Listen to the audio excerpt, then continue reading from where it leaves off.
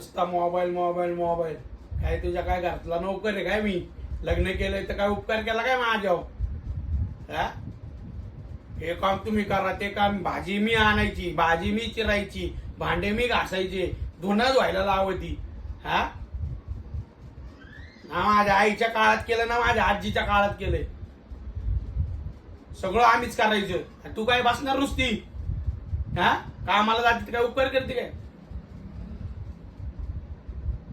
तुला वाटत असेल लय साधी सुधी. हा, उगाच आपलं नको डोकं फिरू.